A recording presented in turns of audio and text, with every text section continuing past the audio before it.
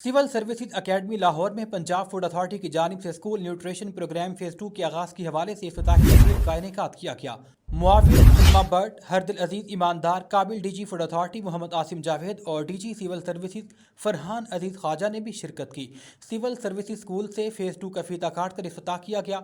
बच्चों की pre screening के लिए कैंप्स लगाए गए जहाँ मुख्तलिफ टेस्ट किए गए। स्कूल न्यूट्रिशन प्रोग्राम का एक और मुस्बत पहलू ये है कि इसके जरिए बच्चों की प्री और पोस्ट स्क्रीनिंग की जाएगी। ग़िज़ाई इक़दाम के हवाले से बाकायदा मॉनिटरिंग की जाएगी। जदीद और साइंसी अप्रोच यकीनी बनाने के लिए कोई भी बच्चा अब नज़रअंदाज नहीं होगा।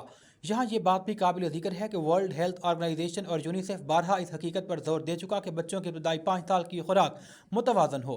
बच्चा इस उम्र में ग़िज़ाइयत की कमी का शिकार रहा तो फिर मुख्तलिफ बीमारियों में मुब्तला हो सकता है। प्रोग्राम के तहत 4 मिलियन तलबा को फूड चैम्पियन बनाने का हदफ रखा गया, जो कि एक बड़ा हौसला अफजा मकसद है। मुआविन खुसूसी सलमा भट्ट ने इफ्तिताही तकरीब में दुरुस्त कहा कि ग़िज़ाइयत की कमी पर काबू पाने के लिए पूरी कौम को मुत्तहिद होना चाहिए।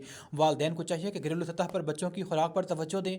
DG food authority Asim Javed की क़यादत में महकमा फूड अथॉरिटी अज़्म, बहादुरी और मुसलसल मेहनत से काम करके जालसाज माफिया के खिलाफ ताबड़तोड़ कार्रवाइयाँ कर रहा है।